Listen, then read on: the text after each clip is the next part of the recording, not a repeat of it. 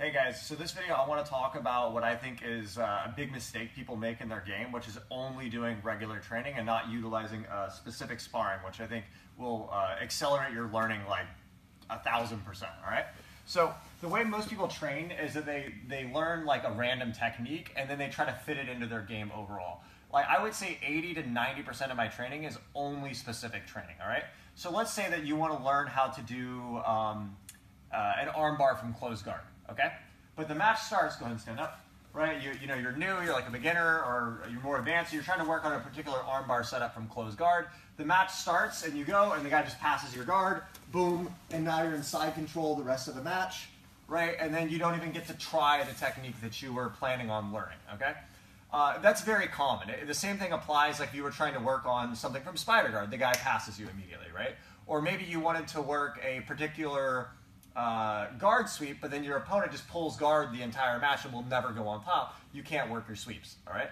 So for that reason, if you're studying a particular thing you're trying to develop, using regular rounds as a way to develop it can be very inefficient because you're not spending a consistent amount of time on the correct topic. So what I do is I focus on positions. Any technique you learn comes from a position. What I mean by that is like, a lot of guys will learn like, oh, here's a cool spider guard sweep, right? I go to both knees. Right, it's like, here's a cool spider guard sweep, right? It's like a wheel sweep, okay? That's great. But if you don't know how to play spider guard, like you don't know how to hold this lasso properly, start looping out, right? Or something like that, right? And then he kills the position before you can even play it, those techniques aren't really going to be relevant to you. So rather than thinking in terms of, I want to learn this cool new technique, pick a position you want to develop on for a duration of time, right? So different positions are more complicated, so maybe like, closed guard you can work on for like a week, your legs are locked. I mean, you could spend a long time on it, but it's maybe more simplistic than if you want to develop spider guard. That's going to take more work. But I always have a topic I'm working on for a period of time. And then when I roll, I'll reset every time we lose the position.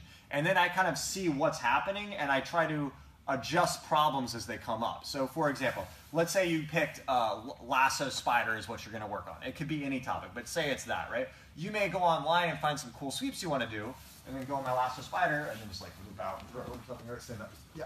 So like you're here, and like you have this cool attack you want to do, and go start sparring. Go. And then he throws you immediately, right? Well, rather than be thinking about like, oh, what's that attack I want to learn, like thinking about the technique, you should be thinking, why the hell does that keep happening? Why does he loop out? How can I fix that, right? That's the way to progress your learning. You can't jump to something that's not relevant. If you're trying to work on mount finishes and you can never pass anyone's guard, it's not very relevant for you, right? So the training I utilize all the time is I'll come in, I do maybe a few light drills. I don't like to do high repetition drilling because often if you don't know the technique, you're drilling it wrong anyway, right? So I'll do a few light drills to get the idea and then we start sparring from the position, okay? I'm going to cut in a few clips of me doing specific sparring from a few different positions so you guys can get the idea. Okay guys, so I'm going to show some specific sparring starting from the single leg guard. So the important thing when you do this is understand that you need to set you can play with the rules how you want, right? So for example, when I'm working the single leg guard, if I actually stand up fully on the single leg, I will stop from there, right? Because at that point I can separate the single leg, so just for reference, like if I was here and I have this lapel position fed, right? Like this, and I'm here and I stand up and I get all the way up here on the single leg, rather than going into the huge effort of trying to finish the single leg takedown, we'll just stop there, right? Because at a later date, I can work on the single leg finish itself, start in that position with the leg trapped and the grips, and work on my finish from there. As specific as you train is as specific as you will develop your technique, right? So we really limit it. Same thing, like with the single leg position, if I'm there and maybe I go shin to shin and set up the X guard, once we get to X guard, we will stop. Like you can keep going, of course, but you can also isolate the X guard. So if you isolate the different positions in your game into specific mini games, you'll develop everything. And ultimately, all a regular match is just a combination of those specific mini games, okay? So we're gonna go ahead and just start in the single leg position. So to define the position, go ahead and come around this way a little bit.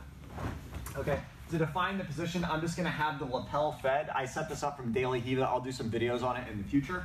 But I just have this here, and there's a lot of different sequences I can do, right? I can try to bump him with this, like if I have this sleeve, I can bump. If I can get this sleeve here, I can do this classic knockover. I can stand up on a single leg. Sometimes you go shin to shin. You can go De La Riva X. Okay, so we're gonna spar from here. I just want you guys to watch what it's like to do some specific training, okay? So I'll start here with my foot up, and you can do whatever you want, it's fine. Go ahead, go.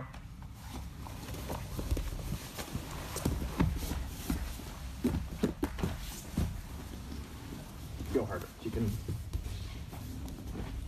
You can pass. Go ahead.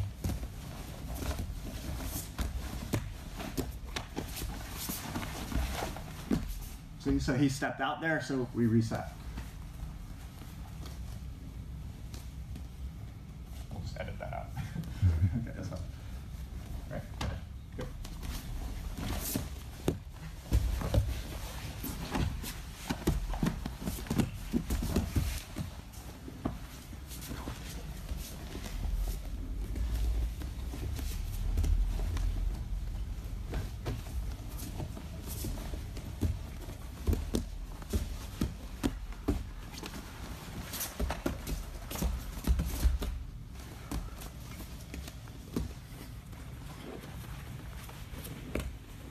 You can fall back, go ahead.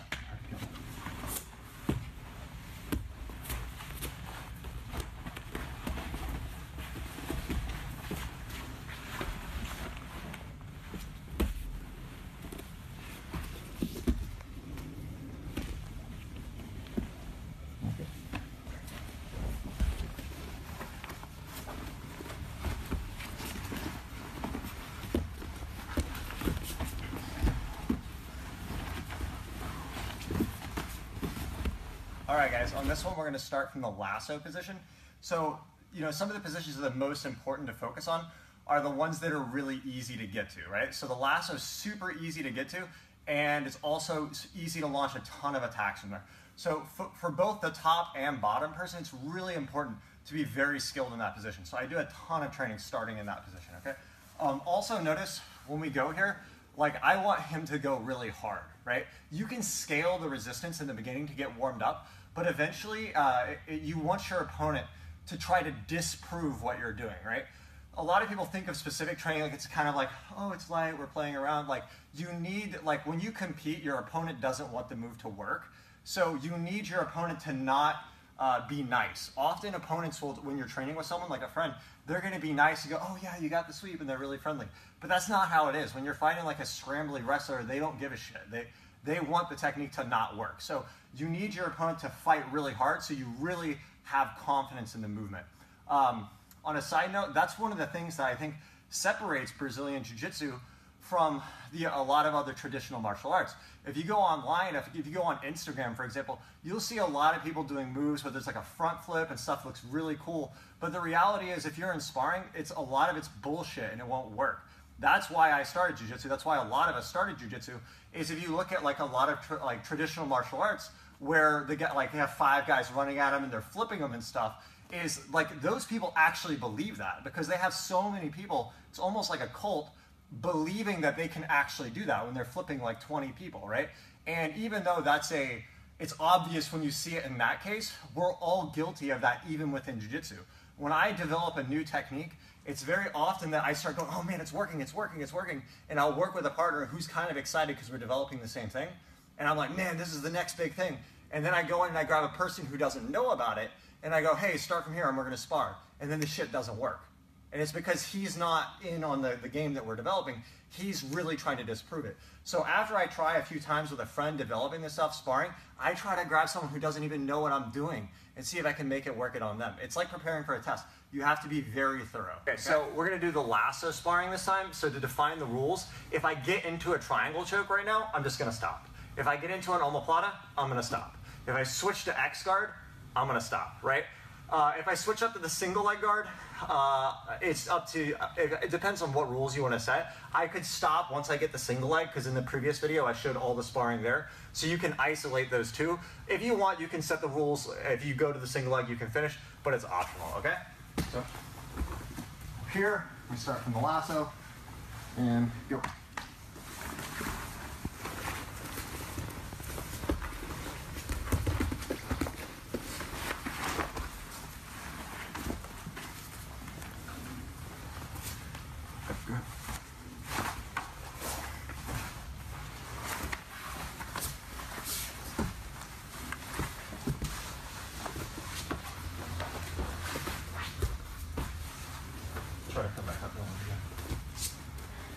If you could pass me. Go.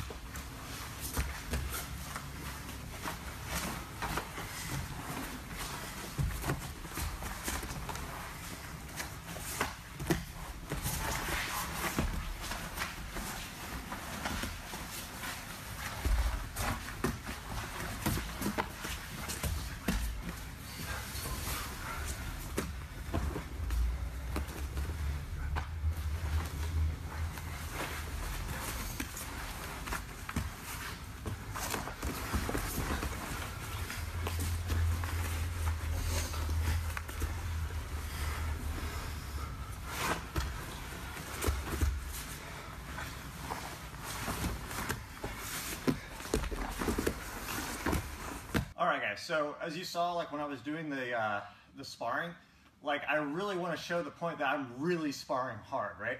A lot of people there's two extremes. One extreme is people, they go super hard all the time. There's no thought behind their training. They just go in, they go hard as hell, you know, for 60 straight minutes with no specific training and no thought, right? And I think that's wrong because you get injured easy. There's no intelligent planning behind it. And that's why a lot of us started jiu-jitsu is like when you saw Hoist Gracie like tap out Dan Severn, it's because he had knowledge that Dan Severn didn't.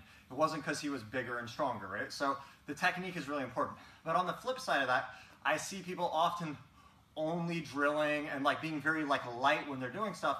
And there's a reality when you do that that's also not realistic, and you can lie to yourself, right? So you got to find that balance of regular training and the specific training. For me, like I said, like 80 to 90% of my training is specific training, and I use regular rounds as a way, like where you just start, like shake hands and go. I use that as a way to diagnose what's going wrong with my game.